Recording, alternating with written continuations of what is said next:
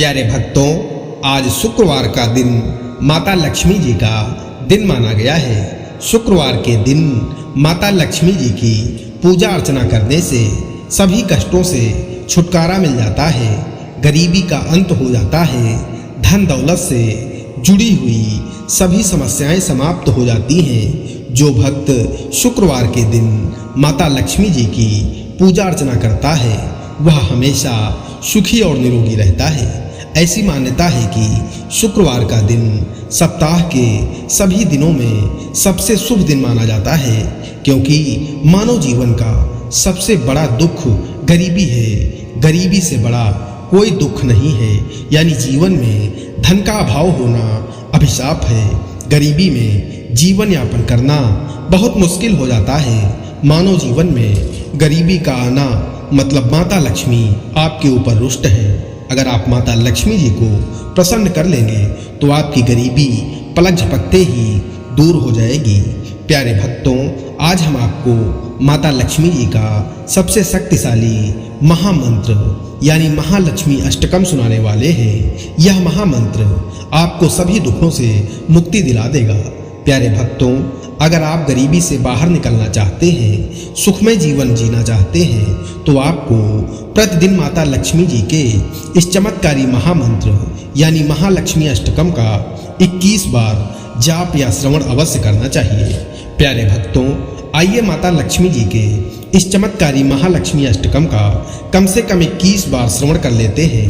लेकिन उससे पहले सभी भक्तों से एक प्यारा सा निवेदन है, वीडियो पसंद आए तो दिल से एक लाइक करिएगा और इसी तरह के कल्याणकारी वीडियो आगे भी देखने के लिए हमारे चैनल मंत्र की विद्या को सब्सक्राइब करके कमेंट में जय माता लक्ष्मी जरूर लिखें।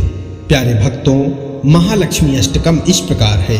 नमस्ते अस्तु महामाये श्रीपीठे सुरपूजिते शंख चक्र गदा हस्ते महालक्ष्मी नमोस्तुते।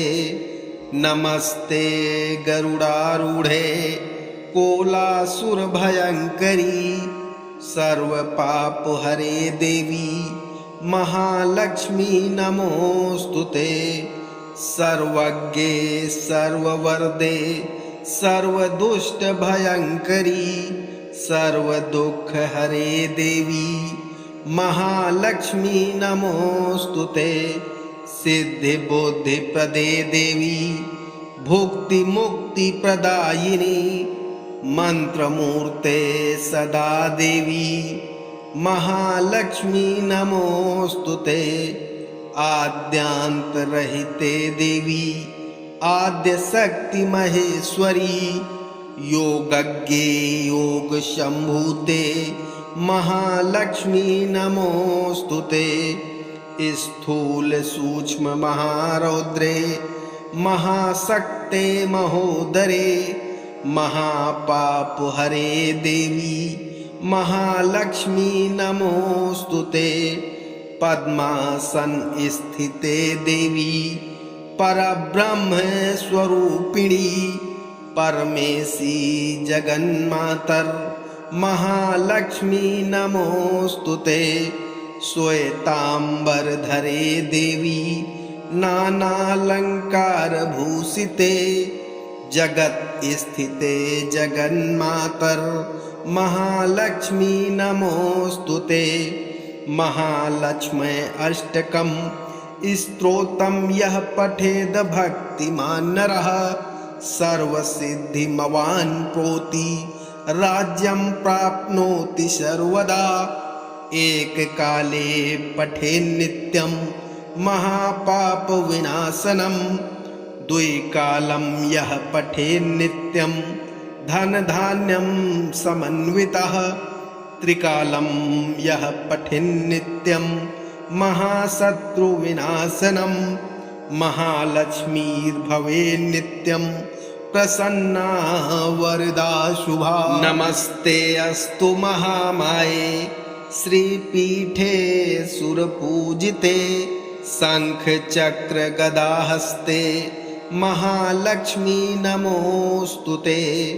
नमस्ते गरुडारूढ़े कोलासुरभयङ्करी सर्वपापहरे देवी महालक्ष्मी नमोऽस्तुते।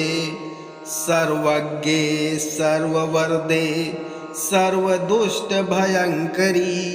सर्वदुःखहरे देवी महालक्ष्मी नमोऽस्तुते। सिद्धिबुद्धिप्रदे देवी भुक्तिमुक्तिप्रदायिनी मंत्रमूर्ते सदा देवी महालक्ष्मी नमोऽस्तुते। आद्यांतरहिते देवी आद्यशक्ति महेश्वरी योगज्ञे योगशम्भूते महालक्ष्मी नमोऽस्तुते। स्थूल सूक्ष्म महारौद्रे महाशक्ते महोदरे महापापहरे देवी महालक्ष्मी नमोऽस्तुते। पद्मासन स्थिते देवी परब्रह्म स्वरूपिणी परमेशी जगन्मातर महालक्ष्मी नमोऽस्तुते। श्वेतांबरधरे देवी नानालंकार भूषिते जगत स्थिते जगन्मातर महालक्ष्मी नमोऽस्तुते। महालक्ष्मी अष्टकं स्तोत्रं यः पठेद भक्तिमान् नरः सर्वसिद्धिमवान् प्रोति राज्यं प्राप्नोति सर्वदा। एककाले पठेन्नित्यं महापापविनाशनं द्विकालं यः पठेन्नित्यं धनधान्यं समन्वितः त्रिकालं यः पठेन्नित्यं महाशत्रुविनाशनं महालक्ष्मीर्भवेन्नित्यं प्रसन्ना वरदा शुभा। नमस्ते अस्तु महामाये श्रीपीठे सुरपूजिते शंख चक्र गदाहस्ते महालक्ष्मी नमोऽस्तुते। नमस्ते गरुडारूढे कोलासुरभयङ्करी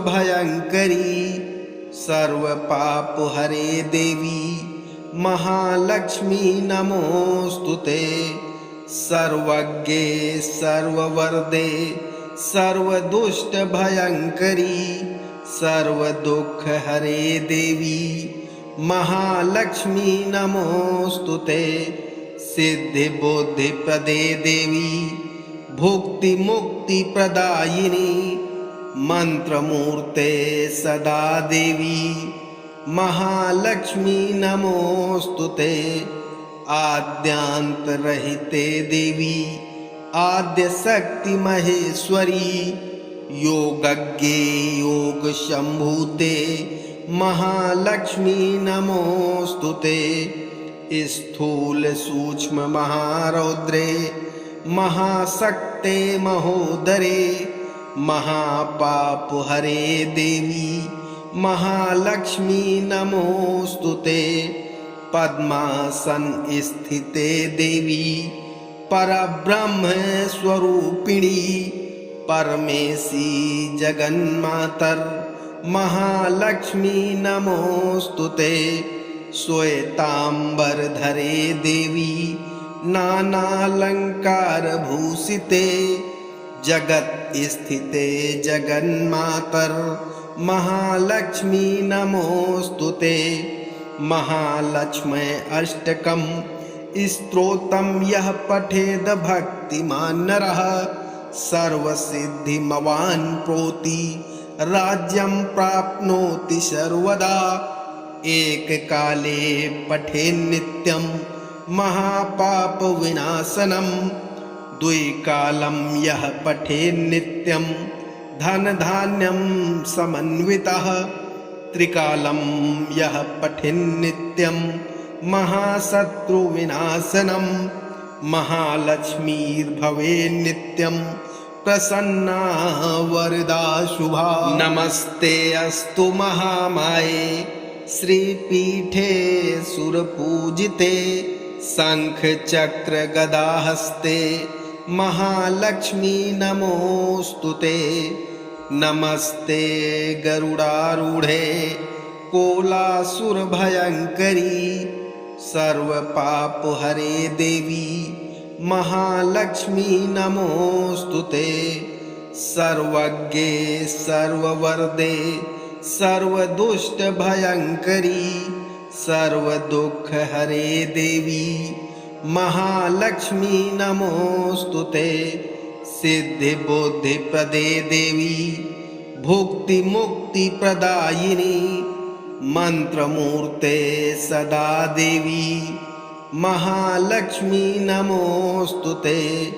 आद्यांतरहिते देवी आद्यशक्ति महेश्वरी योगज्ञे योगशंभूते महालक्ष्मी नमोस्तुते। स्थूल सूक्ष्म महारौद्रे महाशक्ते महोदरे महापापहरे देवी महालक्ष्मी नमोस्तुते। पद्मासन स्थिते देवी परब्रह्म स्वरूपिणी परमेशी जगन्मातर महालक्ष्मी नमोस्तुते। श्वेतांबरधरे देवी नानालंकार भूषिते जगत स्थिते जगन्मातर महालक्ष्मी नमोस्तुते। महालक्ष्मी अष्टकं स्तोत्रं यः पठेद भक्तिमान् नरः सर्वसिद्धिमवान् प्रोति राज्यं प्राप्नोति सर्वदा।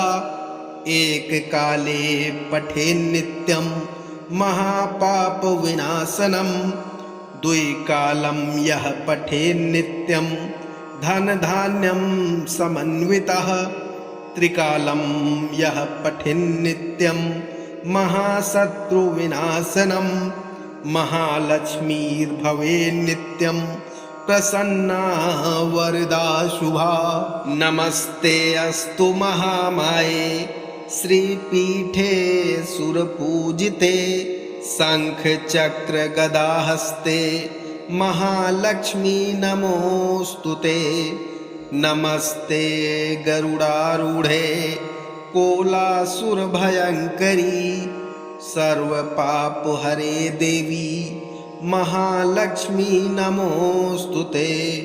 सर्वज्ञे सर्ववरदे सर्वदुष्टभयङ्करी सर्वदुःखहरे देवी महालक्ष्मी नमोस्तुते। सिद्धिबुद्धिप्रदे देवी भुक्तिमुक्तिप्रदायिनी मंत्रमूर्ते सदा देवी महालक्ष्मी नमोस्तुते। आद्यांतरहिते देवी आद्यशक्ति महेश्वरी योगज्ञे योगशंभूते महालक्ष्मी नमोस्तुते। स्थूल सूक्ष्म महारौद्रे महाशक्ते महोदरे महापापहरे देवी महालक्ष्मी नमोस्तुते।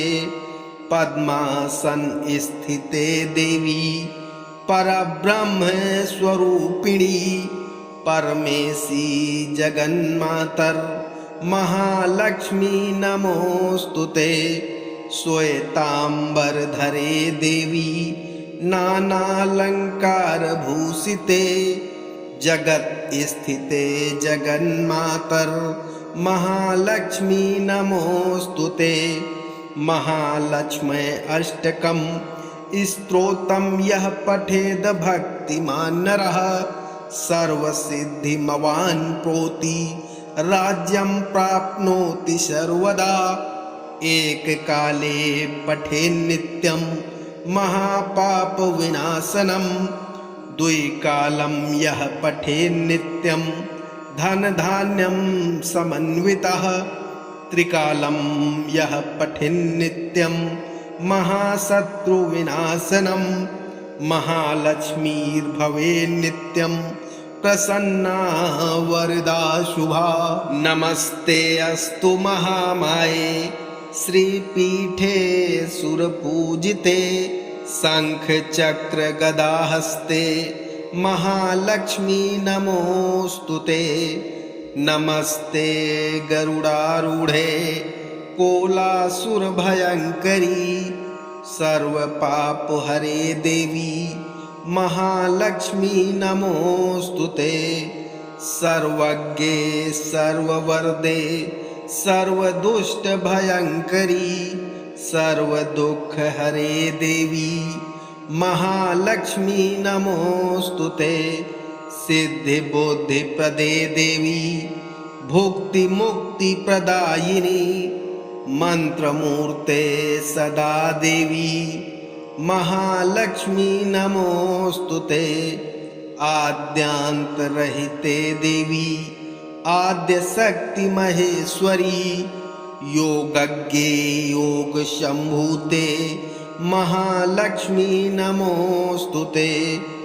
स्थूल सूक्ष्म महारौद्रे महाशक्ते महोदरे महापापहरे देवी महालक्ष्मी नमोस्तुते।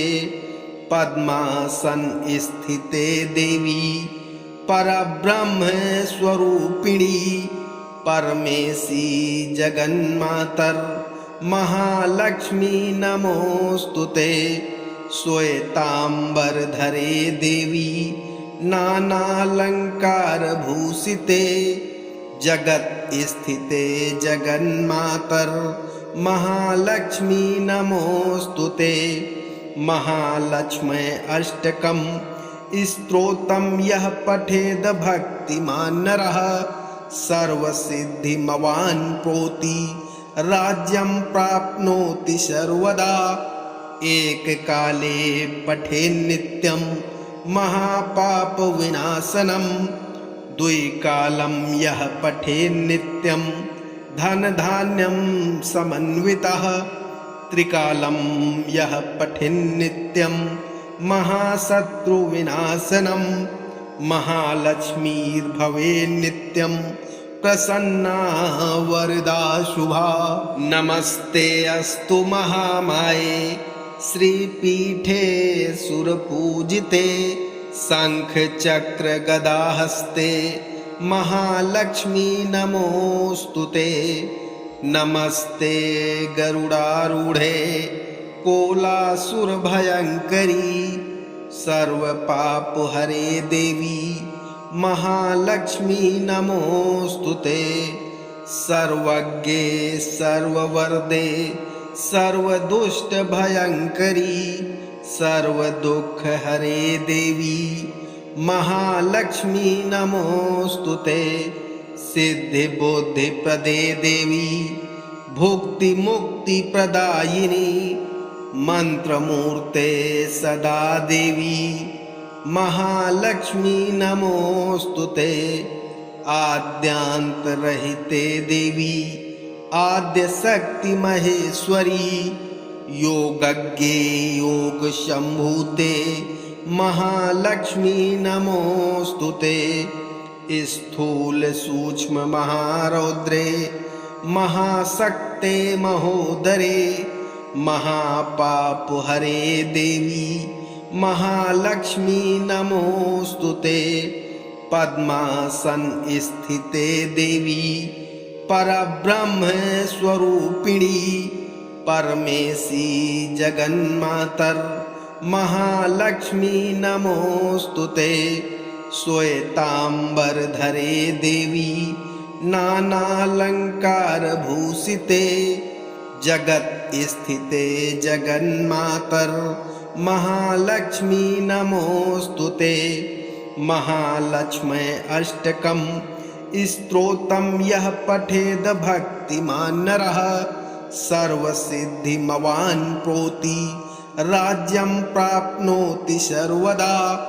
एककाले पठेन्नित्यं महापापविनाशनं द्विकालं यः पठेन्नित्यं धनधान्यं समन्वितः त्रिकालं यः पठेन्नित्यं महाशत्रुविनाशनं महालक्ष्मीर्भवेन्नित्यं प्रसन्ना वरदा शुभा। नमस्ते अस्तु महामाये श्रीपीठे सुरपूजिते शङ्खचक्र गदाहस्ते महालक्ष्मी नमोस्तुते। नमस्ते गरुडारूढे कोलासुरभयङ्करी सर्वपापहरे देवी महालक्ष्मी नमोस्तुते। सर्वज्ञे सर्ववरदे सर्वदुष्टभयङ्करी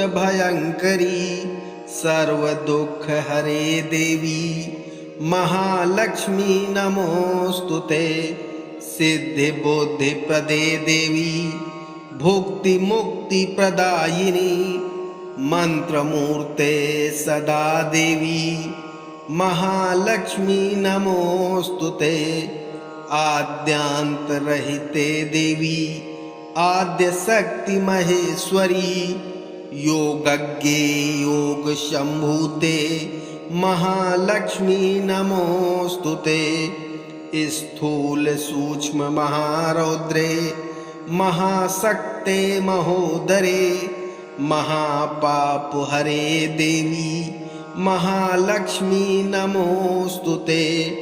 पद्मासन स्थिते देवी परब्रह्म स्वरूपिणी परमेशी जगन्मातर महालक्ष्मी नमोस्तुते। श्वेतांबरधरे देवी नानालंकार भूषिते जगत स्थिते जगन्मातर महालक्ष्मी नमोस्तुते। महालक्ष्मी अष्टकं स्तोत्रं यः पठेद भक्तिमान् नरः सर्वसिद्धिमवान् प्रोति राज्यं प्राप्नोति सर्वदा।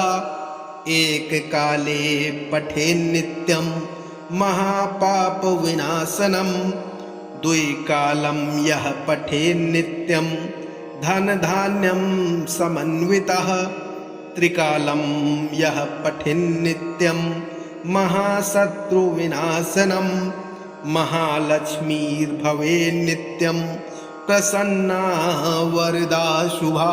नमस्ते अस्तु महामाये श्रीपीठे सुरपूजिते शङ्खचक्र गदाहस्ते महालक्ष्मी नमोस्तुते। नमस्ते गरुडारूढे कोलासुरभयङ्करी सर्वपापहरे देवी महालक्ष्मी नमोस्तुते। सर्वज्ञे सर्ववरदे सर्वदुष्टभयङ्करी सर्वदुःखहरे देवी महालक्ष्मी नमोस्तुते। सिद्धिबुद्धिप्रदे देवी भुक्तिमुक्तिप्रदायिनी मंत्रमूर्ते सदा देवी महालक्ष्मी नमोस्तुते। आद्यांतरहिते देवी आद्यशक्ति महेश्वरी योगज्ञे योगशम्भूते महालक्ष्मी नमोस्तुते। स्थूल सूक्ष्म महारौद्रे महाशक्ते महोदरे महापापहरे देवी महालक्ष्मी नमोस्तुते।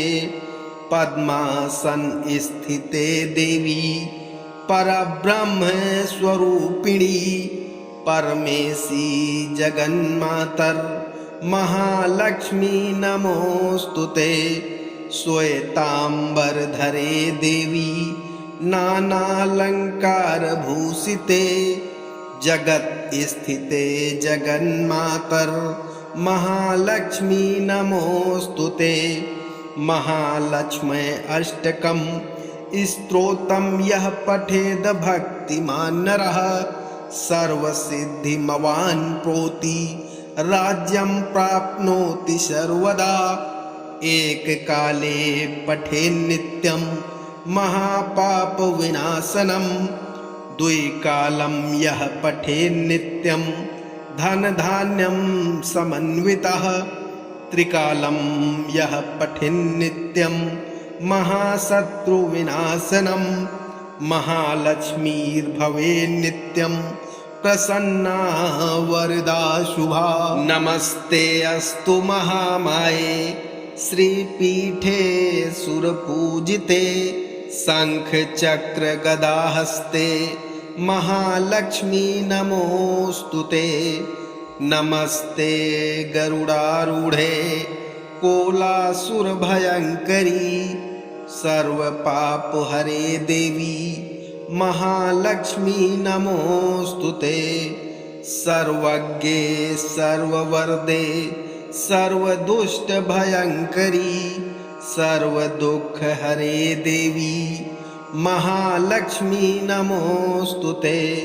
सिद्धिबुद्धिप्रदे देवी भुक्तिमुक्तिप्रदायिनी मंत्रमूर्ते सदा देवी महालक्ष्मी नमोस्तुते।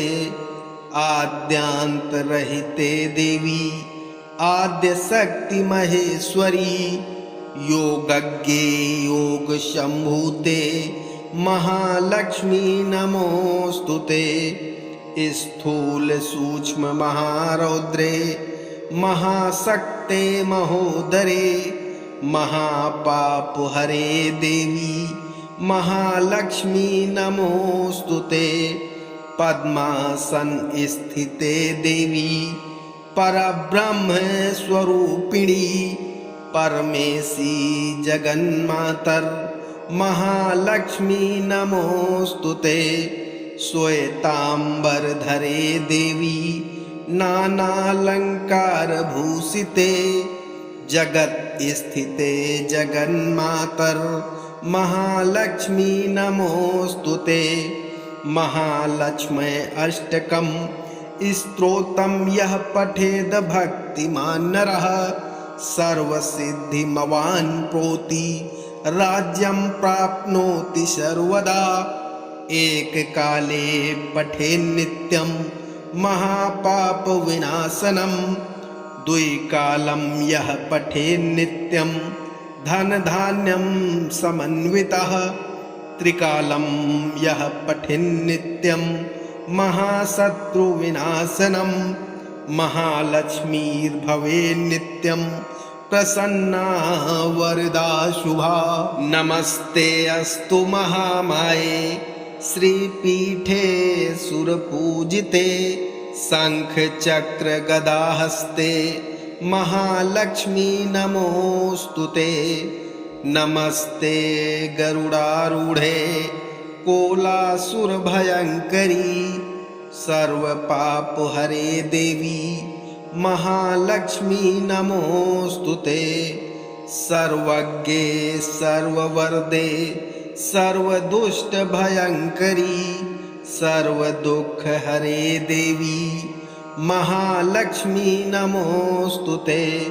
सिद्धिबुद्धिप्रदे देवी भुक्तिमुक्तिप्रदायिनी मंत्रमूर्ते सदा देवी महालक्ष्मी नमोस्तुते। आद्यांतरहिते देवी आद्यशक्ति महेश्वरी योगज्ञे योगशम्भूते महालक्ष्मी नमोस्तुते। स्थूल सूक्ष्म महारौद्रे महाशक्ते महोदरे महापापहरे देवी महालक्ष्मी नमोस्तुते। पद्मासन स्थिते देवी परब्रह्म स्वरूपिणी परमेशी जगन्मातर महालक्ष्मी नमोस्तुते।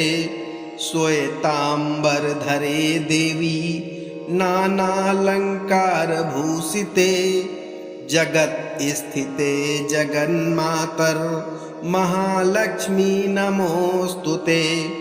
महालक्ष्मी अष्टकं स्तोत्रं यः पठेद भक्तिमान् नरः सर्वसिद्धिमवान् प्रोति राज्यं प्राप्नोति सर्वदा एककाले पठेन्नित्यं महापापविनाशनं द्विकालं यः पठेन्नित्यं धनधान्यं समन्वितः त्रिकालं यः पठेन्नित्यं महाशत्रुविनाशनं महालक्ष्मीर्भवेन्नित्यं प्रसन्ना वरदा शुभा। नमस्ते अस्तु महामाये श्रीपीठे सुरपूजिते शंखचक्र गदाहस्ते महालक्ष्मी नमोस्तुते। नमस्ते गरुडारूढे कोलासुरभयङ्करी सर्वपापहरे देवी महालक्ष्मी नमोस्तुते। सर्वज्ञे सर्ववरदे सर्वदुष्टभयङ्करी सर्वदुःखहरे देवी महालक्ष्मी नमोस्तुते। सिद्धिबुद्धिप्रदे देवी भुक्तिमुक्तिप्रदायिनी मंत्रमूर्ते सदा देवी महालक्ष्मी नमोस्तुते। आद्यांतरहिते देवी आद्यशक्ति महेश्वरी योगज्ञे योगशम्भूते महालक्ष्मी नमोस्तुते। स्थूल सूक्ष्म महारौद्रे महाशक्ते महोदरे महापापहरे देवी महालक्ष्मी नमोस्तुते। पद्मासन स्थिते देवी परब्रह्म स्वरूपिणी परमेशी जगन्मातर महालक्ष्मी नमोस्तुते। श्वेतांबरधरे देवी नानालंकार भूषिते जगत स्थिते जगन्मातर महालक्ष्मी नमोस्तुते।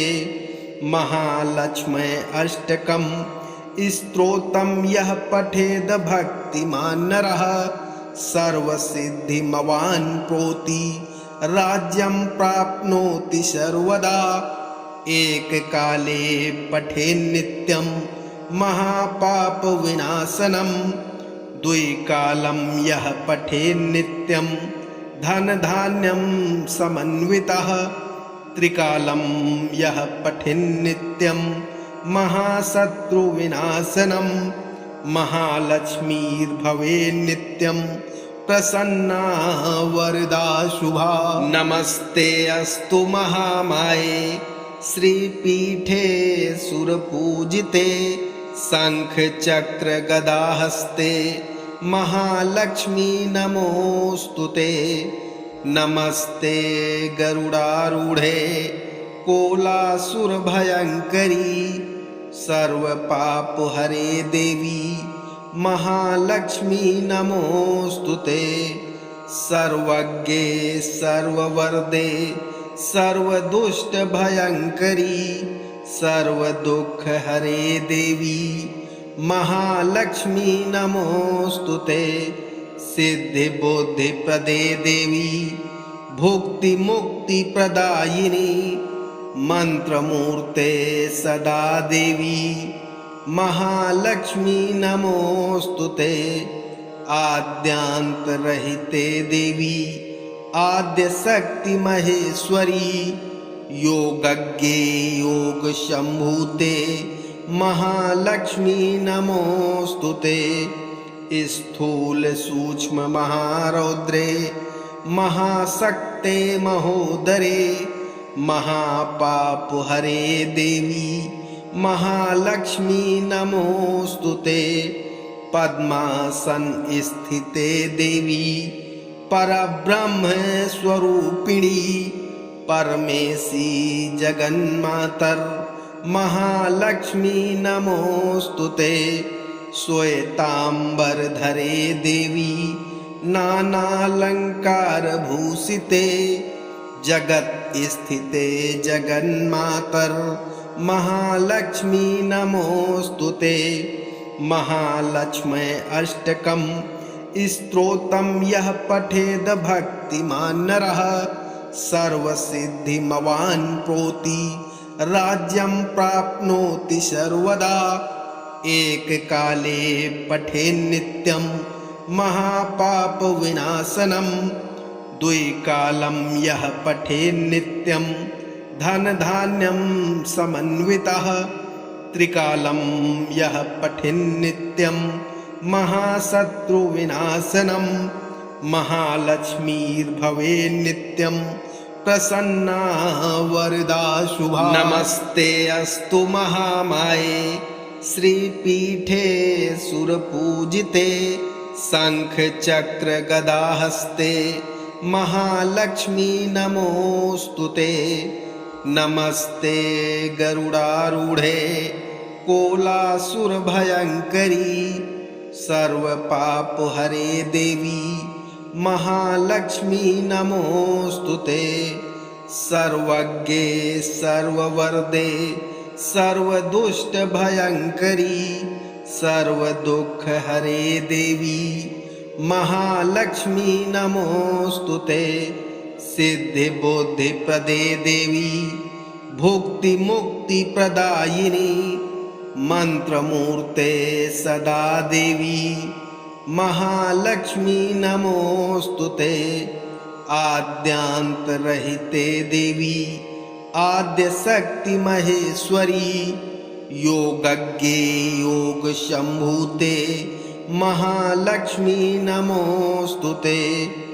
स्थूल सूक्ष्म महारौद्रे महाशक्ते महोदरे महापापहरे देवी महालक्ष्मी नमोऽस्तुते।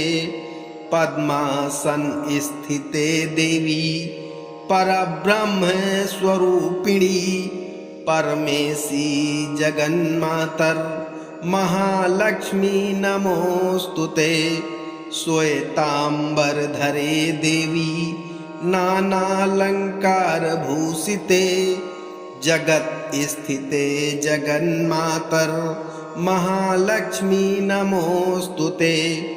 महालक्ष्मी अष्टकं स्तोत्रं यः पठेद भक्तिमान् नरः सर्वसिद्धिमवान् प्रोति राज्यं प्राप्नोति सर्वदा। एककाले पठेन्नित्यं महापापविनाशनं द्विकालं यः पठेन्नित्यं धनधान्यं समन्वितः त्रिकालं यः पठेन्नित्यं महाशत्रुविनाशनं महालक्ष्मीर्भवेन्नित्यं प्रसन्ना वरदा शुभा। नमस्ते अस्तु महामाये श्रीपीठे सुरपूजिते शङ्खचक्र गदाहस्ते महालक्ष्मी नमोऽस्तुते। नमस्ते गरुडारूढे कोलासुरभयङ्करी सर्वपापहरे देवी महालक्ष्मी नमोऽस्तुते। सर्वज्ञे सर्ववरदे सर्वदुष्टभयङ्करी सर्वदुःखहरे देवी महालक्ष्मी नमोऽस्तुते। सिद्धिबुद्धिप्रदे देवी भुक्तिमुक्तिप्रदायिनी मंत्रमूर्ते सदा देवी महालक्ष्मी नमोऽस्तुते। आद्यांतरहिते देवी आद्यशक्ति महेश्वरी योगज्ञे योगशम्भूते महालक्ष्मी नमोऽस्तुते। स्थूल सूक्ष्म महारौद्रे महाशक्ते महोदरे महापापहरे देवी महालक्ष्मी नमोऽस्तुते। पद्मासन स्थिते देवी परब्रह्म स्वरूपिणी परमेशी जगन्मातर महालक्ष्मी नमोऽस्तुते। श्वेतांबरधरे देवी नानालंकार भूषिते जगत स्थिते जगन्मातर महालक्ष्मी नमोस्तुते। महालक्ष्मी अष्टकं स्तोत्रं यः पठेद भक्तिमान् नरः सर्वसिद्धिमवान् प्रोति राज्यं प्राप्नोति सर्वदा। एककाले पठेन्नित्यं महापापविनाशनं द्विकालं यः पठेन्नित्यं धनधान्यं समन्वितः। त्रिकालं यः पठेन्नित्यं महाशत्रुविनाशनं महालक्ष्मीर्भवेन्नित्यं प्रसन्ना वरदा शुभा। नमस्ते अस्तु महामाये श्रीपीठे सुरपूजिते शङ्खचक्र गदाहस्ते महालक्ष्मी नमोस्तुते। नमस्ते गरुडारूढे कोलासुरभयङ्करी सर्वपापहरे देवी महालक्ष्मी नमोस्तुते। सर्वज्ञे सर्ववरदे सर्वदुष्टभयङ्करी सर्वदुःखहरे देवी महालक्ष्मी नमोस्तुते। सिद्धिबुद्धिप्रदे देवी भुक्तिमुक्तिप्रदायिनी मंत्रमूर्ते सदा देवी महालक्ष्मी नमोस्तुते। आद्यांतरहिते देवी आद्यशक्ति महेश्वरी योगज्ञे योगशम्भूते महालक्ष्मी नमोस्तुते। स्थूल सूक्ष्म महारौद्रे महाशक्ते महोदरे महापापहरे देवी महालक्ष्मी नमोस्तुते। पद्मासन स्थिते देवी परब्रह्म स्वरूपिणी परमेशी जगन्मातर महालक्ष्मी नमोस्तुते। श्वेतांबरधरे देवी नानालंकार भूषिते जगत स्थिते जगन्मातर महालक्ष्मी नमोस्तुते। महालक्ष्मी अष्टकं स्तोत्रं यः पठेद भक्तिमान् नरः सर्वसिद्धिमवान् प्रोति राज्यं प्राप्नोति सर्वदा। एककाले पठेन्नित्यं महापापविनाशनं द्विकालं यः पठेन्नित्यं धनधान्यं समन्वितः। त्रिकालं यः पठेन्नित्यं महाशत्रुविनाशनं महालक्ष्मीर्भवेन्नित्यं प्रसन्ना वरदा शुभा। नमस्ते अस्तु महामाये श्रीपीठे सुरपूजिते शङ्खचक्र गदाहस्ते महालक्ष्मी नमोस्तुते। नमस्ते गरुडारूढे कोलासुरभयङ्करी सर्वपापहरे देवी महालक्ष्मी नमोस्तुते। सर्वज्ञे सर्ववरदे सर्वदुष्टभयङ्करी सर्वदुःखहरे देवी महालक्ष्मी नमोस्तुते। सिद्धिबुद्धिप्रदे देवी भुक्तिमुक्तिप्रदायिनी मंत्रमूर्ते सदा देवी महालक्ष्मी नमोस्तुते। आद्यांतरहिते देवी आद्यशक्ति महेश्वरी योगज्ञे योगशम्भूते महालक्ष्मी नमोस्तुते। स्थूल सूक्ष्म महारौद्रे महाशक्ते महोदरे महापापहरे देवी महालक्ष्मी नमोस्तुते। पद्मासन स्थिते देवी परब्रह्म स्वरूपिणी परमेशी जगन्मातर महालक्ष्मी नमोस्तुते। श्वेतांबरधरे देवी नानालंकारभूषिते जगत स्थिते जगन्मातर महालक्ष्मी नमोस्तुते। महालक्ष्मी अष्टकं स्तोत्रं यः पठेद भक्तिमान् नरः सर्वसिद्धिमवान् प्रोति राज्यं प्राप्नोति सर्वदा। एककाले पठेन्नित्यं महापापविनाशनं द्विकालं यः पठेन्नित्यं धनधान्यं समन्वितः त्रिकालं यः पठेन्नित्यं महाशत्रुविनाशनं महालक्ष्मीर्भवेन्नित्यं प्रसन्ना वरदा शुभा। नमस्ते अस्तु महामाये श्रीपीठे सुरपूजिते शंखचक्रगदाहस्ते महालक्ष्मी नमोस्तुते।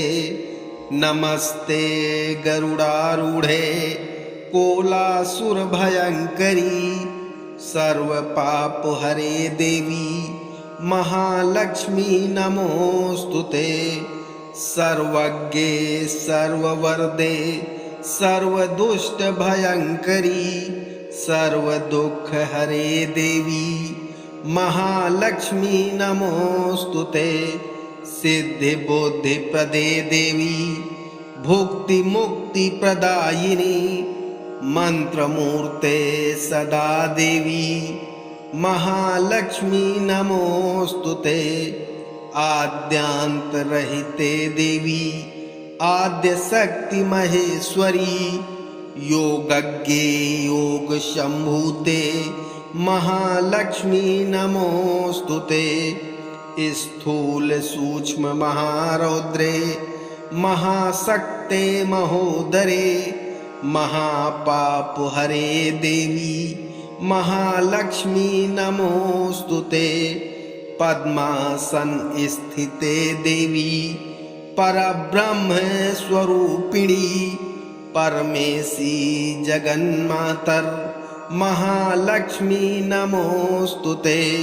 श्वेतांबरधरे देवी नानालंकारभूषिते जगत स्थिते जगन्मातर महालक्ष्मी नमोस्तुते। महालक्ष्मी अष्टकं स्तोत्रं यः पठेद भक्तिमान् नरः सर्वसिद्धिमवान् प्रोति राज्यं प्राप्नोति सर्वदा।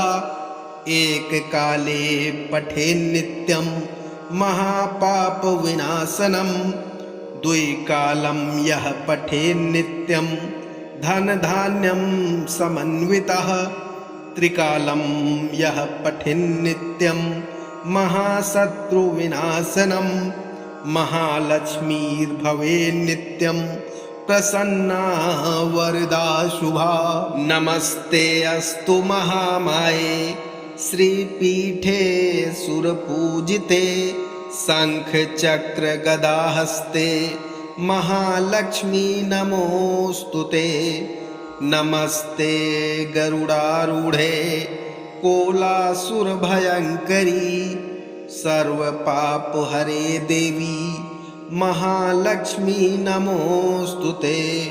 सर्वज्ञे सर्ववरदे सर्वदुष्टभयङ्करी सर्वदुःखहरे देवी महालक्ष्मी नमोस्तुते। सिद्धिबुद्धिप्रदे देवी भुक्तिमुक्तिप्रदायिनी मंत्रमूर्ते सदा देवी महालक्ष्मी नमोस्तुते। आद्यांतरहिते देवी आद्यशक्ति महेश्वरी योगज्ञे योगशंभूते महालक्ष्मी नमोस्तुते। स्थूल सूक्ष्म महारौद्रे महाशक्ते महोदरे महापापहरे देवी महालक्ष्मी नमोस्तुते। पद्मासन स्थिते देवी परब्रह्म स्वरूपिणी परमेशी जगन्मातर महालक्ष्मी नमोस्तुते। श्वेतांबरधरे देवी नानालंकार भूषिते जगत स्थिते जगन्मातर महालक्ष्मी नमोस्तुते। महालक्ष्मी अष्टकम स्तोत्रम यः पठेद भक्तिमान नरः सर्वसिद्धिमवान् प्रोति राज्यं प्राप्नोति सर्वदा।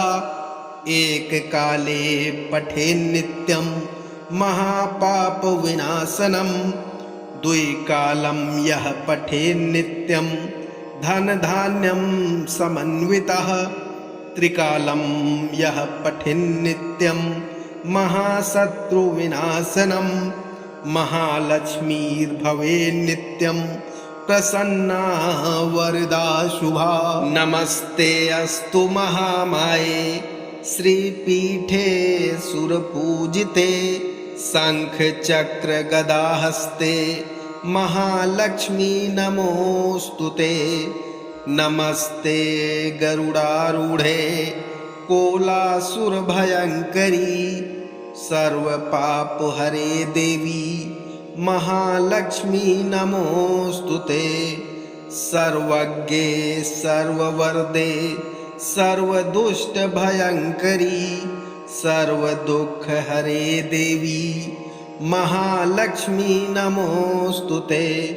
सिद्धिबुद्धिप्रदे देवी भुक्तिमुक्तिप्रदायिनी मंत्रमूर्ते सदा देवी महालक्ष्मी नमोस्तुते। आद्यांतरहिते देवी आद्यशक्ति महेश्वरी योगज्ञे योगशंभूते महालक्ष्मी नमोस्तुते। स्थूल सूक्ष्म महारौद्रे महाशक्ते महोदरे महापापहरे देवी महालक्ष्मी नमोस्तुते।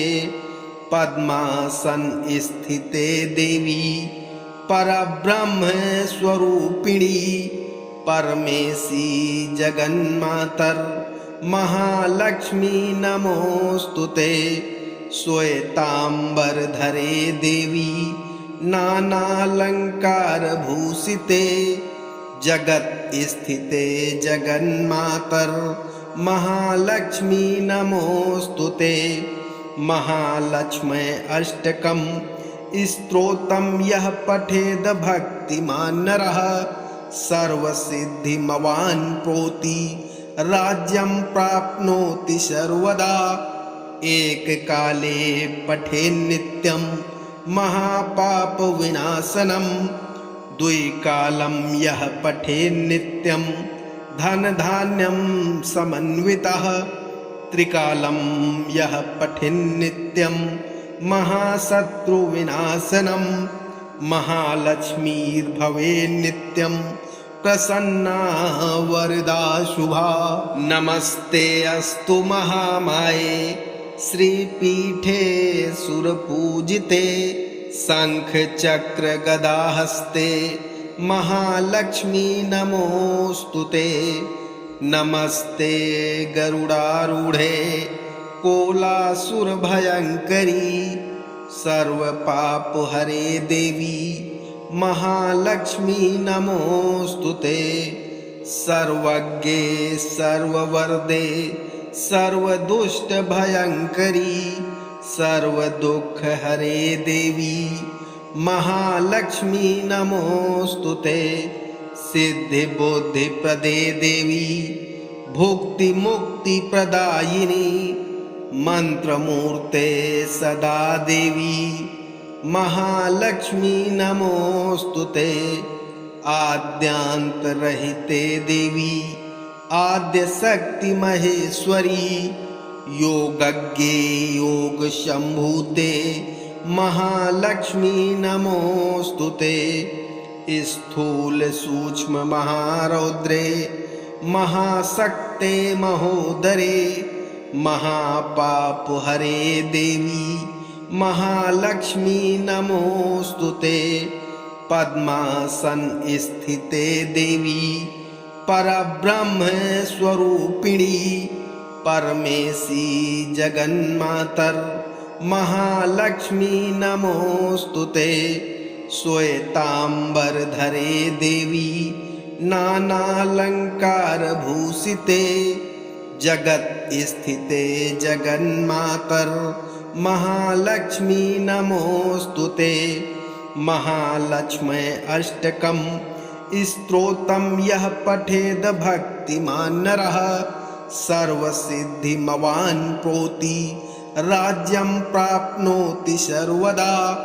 एककाले पठेन्नित्यं महापापविनाशनं द्विकालं यः पठेन्नित्यं धनधान्यं समन्वितः त्रिकालं यः पठेन्नित्यं महाशत्रुविनाशनं महालक्ष्मीर्भवेन्नित्यं प्रसन्ना वरदा शुभा।